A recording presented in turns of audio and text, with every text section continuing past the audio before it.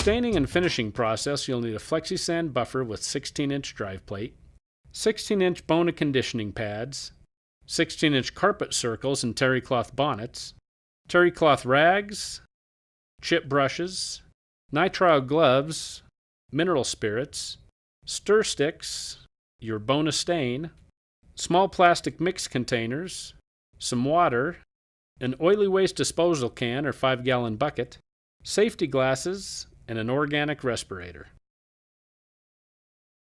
80% of finish issues are caused by stain that's not dry enough to coat, usually in the seams and soft grain. Understanding the proper application rate, as well as the recommended tools and methods used to apply stain, and how to help your stain dry, are key to preventing stain and finish issues. Remember, we're only trying to stain the very top of the boards, and you don't need much stain to do that. Place box fans at entry points blowing directly across the floor. Additional airflow will help the stain to dry and cure thoroughly, minimizing long-term adhesion issues that may occur. Protect trim and transition areas from stain by covering with blue painter's tape. Finally, if necessary, vacuum and dry tack the floor to remove any residual dust and debris.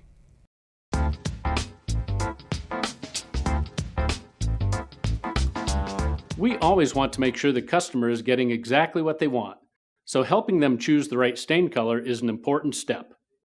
There are a number of ways to help your customer decide on a stain color. One of the best ways is to show them pre-made stain samples on the same wood species as their floor. A more hands-on approach might be to apply a few different stain colors on a small area of their floor, possibly next to cabinets or other focal points and viewed under their normal lighting.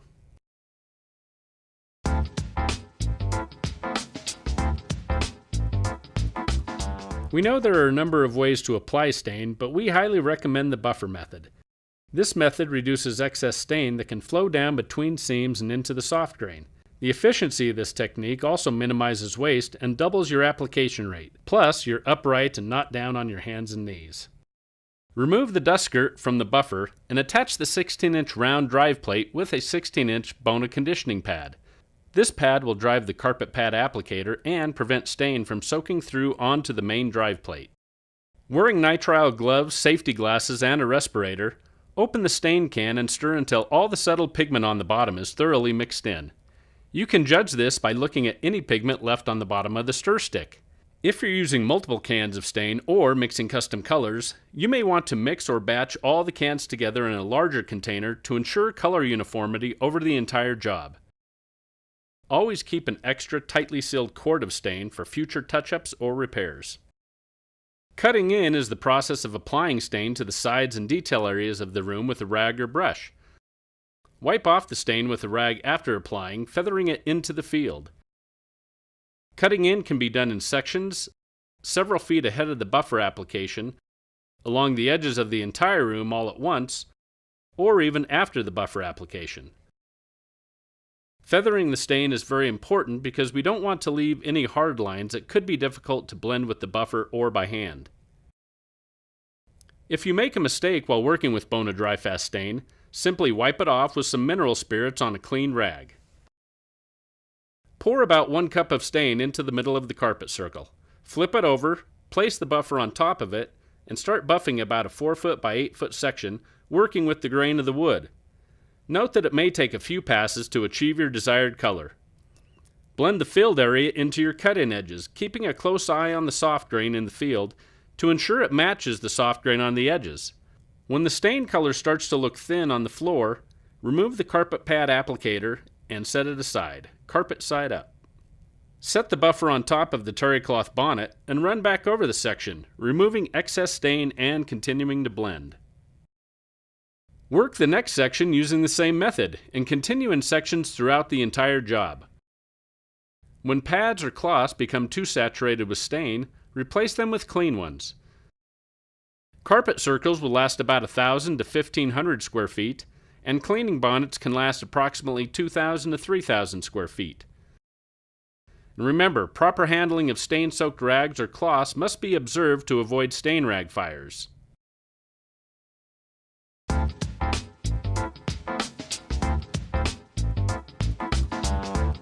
For sealer application, you'll need a Bona mop and tack pads, a back vac with crevice and small brush tools, extension poles, a Bona roller, cut-in pads, a fine strainer system, terry cloth rags, Bona water-based sealer, nitrile gloves, an organic respirator, surgical booties, a paint pan or small garbage can, applicator storage, and walk-off towels. Prior to sealer application, check the HVAC controls on the job site and turn off all airflow. If this is not an option, make sure you tape off or plug the vents. Also check doors, windows, overhead fans, and any other possible source of airflow. The ideal conditions for applying waterborne sealers and finishes is 65 to 80 degrees Fahrenheit and 40 to 60% relative humidity, so try to acclimate the job site environment to these parameters before applying sealer or finish. Place walk-off towels at all entrances and exits to prevent unwanted debris from being tracked onto the floor. Vacuum and dry tack the stain floor to remove any carpet fibers and latent debris from our stain application process. Work the edges first to create a clean zone around the perimeter, then move to the field, maintaining a leading edge with the mop instead of pushing and pulling.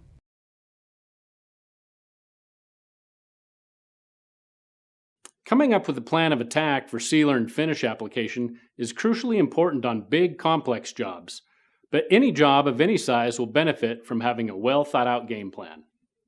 Walk the entire floor to identify areas that can be finished and cut off at transition points, such as at bedroom and bathroom doorways, closets, around kitchen islands, and anywhere else that the flooring direction and the room layout will allow. Also determine the best places to start and end the finishing pass, keeping in mind that we don't necessarily want to end at the front door or any other main focal point in the house. It's always best to finish at a garage, back, or side doorway if possible. In this scenario, we'd finish the small bedrooms first, pulling dry lines at the doorways. Then we'd finish the small areas in the kitchen, pulling dry lines in line with the cabinets and the flooring direction. Next comes the master bedroom and hallway, pulling a dry line next to the family room. And finally, we'd complete our application starting in the entryway, finishing off the kitchen, and working our way out of the family room, exiting out of the garage entrance. Vacuum, then rinse the roller cover with water. Use a clean terry cloth rag to dry it to just damp. Attach it to the roller handle and mount on an extension pole. Repeat this process for the cut-in pad. Keep damp rags handy for cleaning up finish drips or picking debris out of puddles. Always be sure to wear nitrile gloves and safety glasses when working with sealer and finish. We also recommend wearing an OSHA-approved organic vapor cartridge respirator. Yes, even with waterborne products, it's a good idea. Although it isn't necessary to use sealer over Bona stain, we find that sealers can give some added depth and pop to the look of the stain and provides a nice build coat. Thoroughly shake the sealer before use. Next, insert the supplied medium filter into a fine straining material such as pantyhose or a paint strainer and insert this into the jug. Cut off any excess material with a utility knife. Note that a fine filter is rarely needed with Bona waterborne products, but in keeping with best practices, it's a good idea to use one. Let the sealer sit for 5 to 10 minutes to defoam.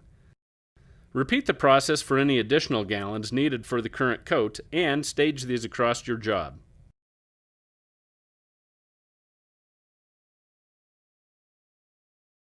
To start your application, pour a 4 to 6 inch wide line of sealer along the starting section, which could be a smaller section or the whole wall depending on your game plan. Cut in against the starting wall and 3 to 4 feet down the sides. Pour out more sealer into a starting puddle and saturate your roller. Keep in mind that the roller applies product heavier than the cut-in pad, and if you're not careful, the difference could show up in the final product. So, make sure you don't cut in too thin and be sure to roll back over any cut-in areas. But careful not to go over any dry lines and touch up with the cut-in pad if you do. Start with the roller behind the puddle and pull it towards yourself, rolling with the grain. Now reverse direction and push the roller back in the same path, passing your starting point and making sure to use a feathering motion for transition off the floor.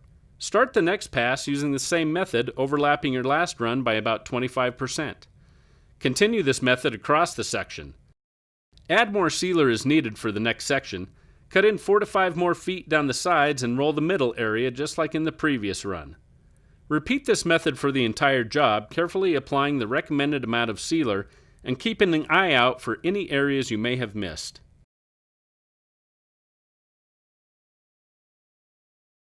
When completing the final section of the floor, it may be necessary to roll across the grain.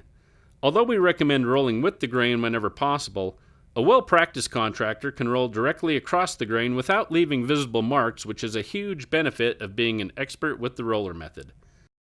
This makes the roller an especially important tool when applying sealer or finish on more complex wood patterns, such as parquet floors, inlays, and border work. Finish rolling over larger areas in the field, then use your cut-in pad to complete the job around the exit doorway. Keep a small plastic garbage can or paint tray near the exit doorway so you have somewhere to put the roller cover assembly when you're done with it. If you find that you have too much product at the exit door, soak up the extra with your cut-in pad and squeegee it into the garbage can or paint tray before you finish feathering out. Store your applicators in airtight containers until you're able to properly clean them out. Back at the shop, clean your application tools thoroughly with water, then squeeze them out until they're just slightly damp. Store them in airtight Ziploc bags or storage canisters, and if you won't be using them for a while, place them in a freezer to prevent mold and mildew. Let the sealer dry until it loses all tackiness, then turn the HVAC airflow back on and place box fans in the doorways to assist in the drying process. Most sealers will dry in about 2 to 3 hours with proper airflow.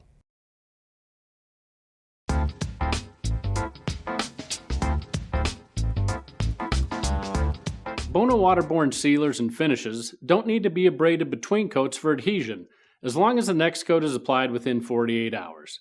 If it's been more than 48 hours, or if you just need to smooth the last application, use a FlexiSand buffer with a back vac and 5-inch diamond discs or a conditioning pad with delta sheets. To abrade between coats, you'll need a FlexiSand buffer with the multi-disc attachment, 1/4-inch intermediate pads, Bona diamond abrasive discs in 180 or 240 grit, a power scrubber, a Bona mop and cleaning pads, and a back vac with floor tools.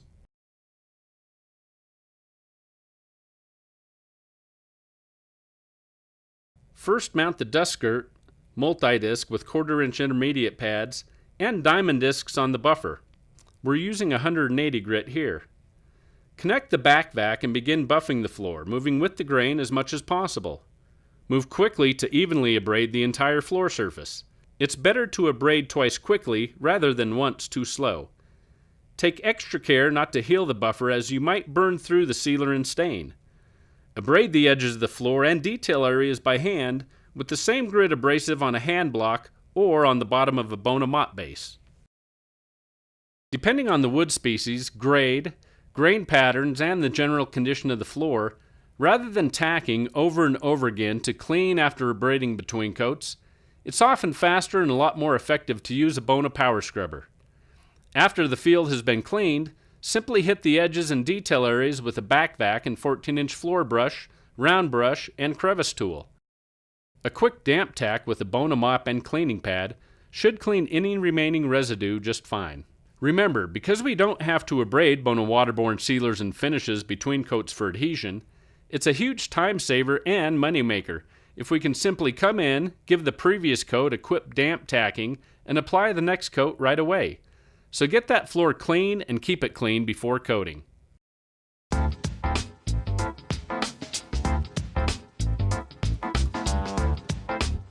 For finish application, you'll need a Bona mop and microfiber tacking pads, extension poles, a roller, cut-in pads, a fine strainer system, terry cloth rags, your Bona waterborne finish with hardener or crosslinker if needed, nitrile gloves, an OSHA-approved organic respirator, safety glasses, surgical booties, a paint pan or a small garbage can, applicator storage, and walk-off towels. Before applying finish, recheck the HVAC controls. Adjust the environment as needed and cut off all airflow. Place walk-off towels at all entrances, then dry tack if necessary to remove any latent debris using a Bona mop and cut pile tacking pad. Walk the floor and determine your application game plan. It could differ from that of your previous application. Make sure to use a different roller cover than the one used for sealer application. Vacuum it and rinse it with water, then dry it almost all the way, leaving it just slightly damp. Attach it to the roller handle and mount to the extension pole. Repeat this process for your cut-in pad. Whenever you work with finish, be sure to wear nitrile gloves, safety glasses, and an organic respirator. Shake the Bona finish for 30 to 45 seconds. Add the hardener or crosslinker and immediately shake the mixture for an additional 30 to 45 seconds. Shaking at different angles and with different motions will ensure a better mix. Insert the provided medium strainer into a fine filter system such as pantyhose or a paint strainer and insert into jug. Trim off extra material with a utility knife, replace the cap and let sit for 5 to 10 minutes to defoam. Repeat this process for any additional gallons needed for the coat. Remember to always prepare 1 gallon of finish completely before moving on to the next one. Replace the caps on any extra gallons and stage them around the job.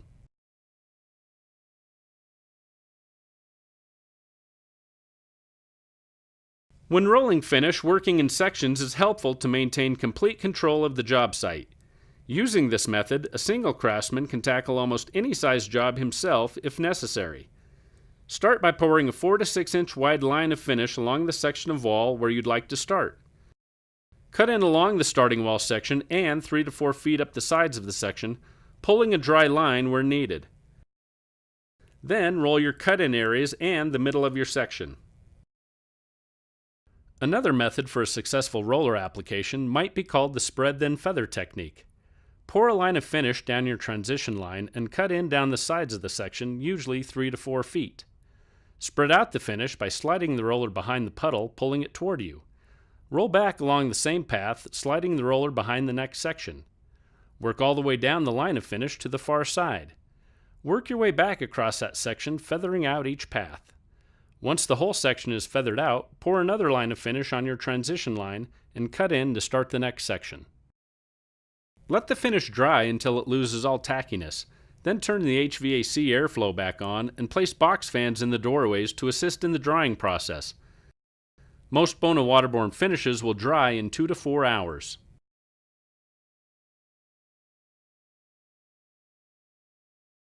For the second coat of finish, or any successive coats needed, use the same techniques you used for the first coat, correctly preparing your job site, cleaning your application tools, allowing sufficient dry time, and using all the best practices we've outlined for you in this video series. After you've cleaned up and you're ready to leave the job site, always remember to educate your customer on dry and cure times, as well as the best ways to take care of their new wood floor. Here are the main points you want to make sure to touch on with every new floor owner. Dry and cure times. This includes times before light foot traffic and normal foot traffic can resume, and how long to wait before using rugs or doing any wet maintenance. Protective measures that should be used, such as felt pads on furniture legs and mats placed at entrances and exits. Proper use of Bona mops and cleaners. Deep clean service, which you can offer them on a regular basis. And finally, recoating services, and how to identify when they're needed. Well, that wraps it up for the Bona Sand and Finish video training series. At Bona, we want every contractor that uses our products to deliver the most beautiful wood floors possible, and to be professionally successful in doing so. It's our intention that this video series will help you do just that. Remember that the Bona training team is available for you if you have any questions or concerns. Thanks for watching, and good luck.